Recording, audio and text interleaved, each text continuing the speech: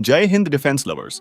कुछ दिनों पहले डिफेंस अपडेट्स में हमने आपको भारत की MKU लिमिटेड द्वारा डेवलप किए गए अपनी तरह के पहले एंटी राइफल हेलमेट के बारे में जानकारी दी थी। तो चलिए आज इस मेड इन इंडिया इनोवेशन के बारे में थोड़ा और डिटेल में बात करते हैं और क्या ये हेलमेट हमारी फोर्सेस की बेस्ट राइफल प्रोटेक्शन हेलमेट की तलाश को पूरा करेगा, जानेंगे आज के एपिसोड में। तो स्वागत है आप सभी का डिफेंस ज्ञान के एक और फ्रेश एपिसोड में। So without wasting any time, let's begin.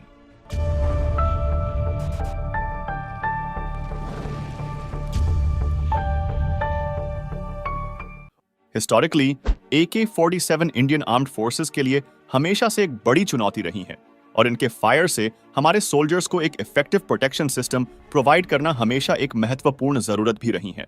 ये इश्यू अर्ली 1990s में काफी ज्यादा स्पष्ट रूप से सामने आया था जब इंडियन मिलिट्री के सोल्जर्स को जम्मू कश्मीर में उभरने वाली इंसर्जेंसी से डील करने के लिए डिप्लॉय किया गया। उस टाइम हमारे ट्रूप्स के पास थे मॉडल 1974 फाइबर ग्लास हेलमेट्स जो दिखते तो बहुत स्ट्रांग थे, लेकिन दुश्मन की बुलेट्स और स्प्रिंटर्स के खिलाफ पर्याप्त सुरक्षा नहीं देते थे।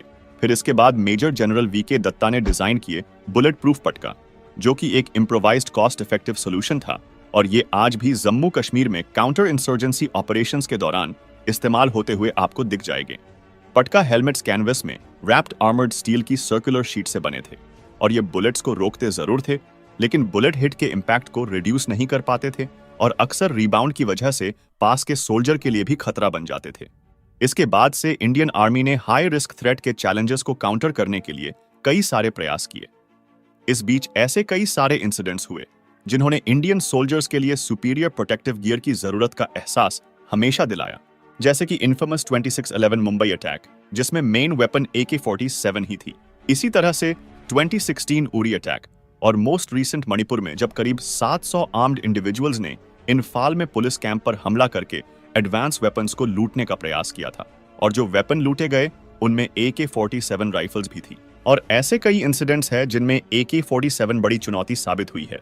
अभी के जो अधिकतर हेलमेट्स हमारी फोर्सेस इस्तेमाल करती है तो वो इनिशियली 9mm के राउंड को रोकने के लिए डिजाइन हुए थे, लेकिन वो आतंकियों द्वारा इस्तेमाल किए जाने वाले AK-47 जैसे वेपन के फायर को रोकने में ज्यादा सक्षम नहीं है। 2018 में इंडियन आर्मी ने करीब 1,58,000 बैलिस्टिक हेलमेट्स के लिए MKU से ऑर्डर्स प्लेस किए थे, जो कि भारत के लिए हेलमेट्स का 2 दशक में सबसे बड़ा ऑर्डर था, जिनकी डिलीवरी 2020 तक कर दी गई थी। लेकिन ये हेलमेट्स 9mm की प्रोटेक्शन वाले थे और इस वजह से वो AK-47 के पावरफुल राउंड के सामने इनसफिशिएंट साबित हुए, जिसके बाद मॉड्यूलर सेरामिक प्लेट के साथ नया सॉल्यूशन लाया गया ताकि हैवी राउंड से प्रोटेक्शन मिल सके। लेकिन ये भी केवल एक इंटरिम सॉल्यूशन था।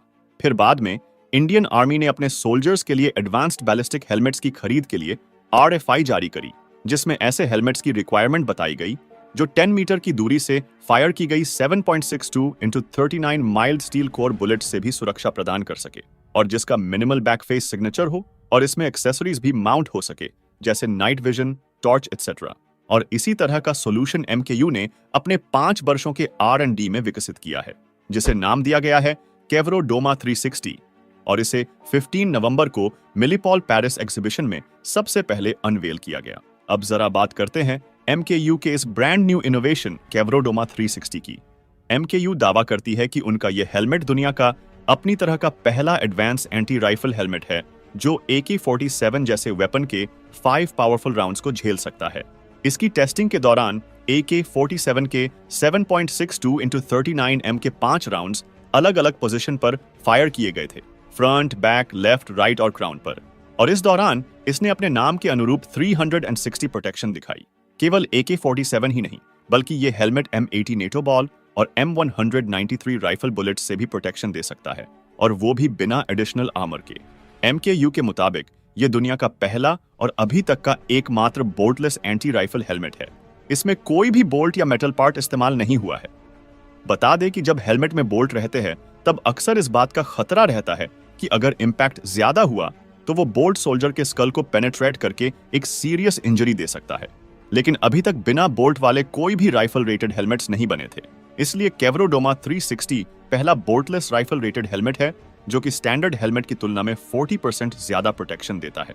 इसके अलावा ऐसा पहली बार है जब कोई एंटी राइफल हेलमेट 20 mm से कम का बैक फेस सिग्नेचर को मेंटेन कर सकता है, और वो भी AK-47 बुलेट से, अगर उन्हें 10 मीटर की दूरी से ही फायर क्यों ना किया जाए।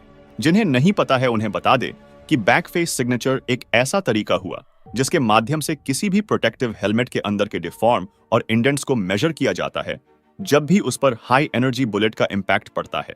और MKU का जो ये डोमा 360 है, ये चारों तरफ से बुलेट इंपैक्ट की एनर्जी को अच्छी से अब्सॉर्ब कर सकता है ताकि इसको पहनने वाले को इंजरी का रिस्क कम रहे।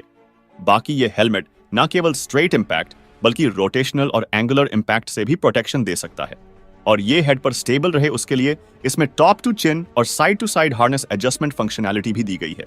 इसका वेट 1.45 किलोग्राम से शुरू होता है और अलग अलग एक्सेसरीज जैसे कि night vision, torch, mask etcetera, तो इनको इजीली माउंट करने के लिए इसमें MKU का मैक्स सिस्टम है।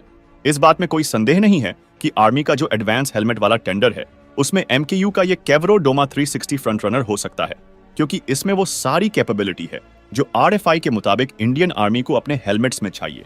और प्राउड करने वाली बात यह भी है कि इस तरह का हेलमेट पूरी दुनिया में सबसे पहले एक भारतीय कंपनी ने बनाया है।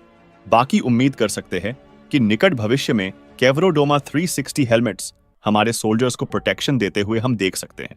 और ये देखना भी काफी दिलचस्प रहेगा कि आर्मी के हेलमेट्स वाले टेंडर के लिए और कौन सी कंपनीज अपने प्रोडक्ट्स सामने लाएगी। बाकी अगर आपको इंडियन आर्मी के बुलेट प्रूफ हेलमेट की हिस्ट्री पता करनी है तो ऑलरेडी एक वीडियो हमारे चैनल पर उपलब्ध है जिसका लिंक डिस्क्रिप्शन में दिया गया है। और इसी नोट के साथ वीडियो को एंड करते हैं। उम्मीद है आपको एपिसोड पसंद आया होगा, तो वीडियो को अपना कीमती लाइक देना ना भूले और ज्यादा से ज्यादा शेयर करें ताकि सबको पता चल सके किस तरह से भारत का डिफेंस सेक्टर आत्मनिर्भरता को प्राप्त कर रहा है। हम जल्द ही मिलेंगे नए एपिसोड के साथ। तब तक के लिए जय हिंद, जय Bharat. Use headphones for better experience. 1962 में हुए भारत चीन युद्ध के कई किस्से आज भी जीवंत हैं।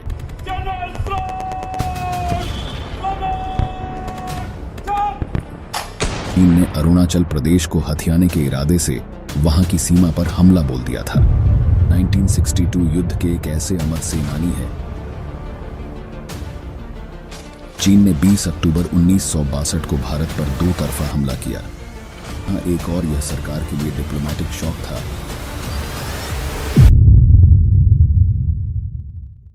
Only on Defense Squad app. Download now from Play Store.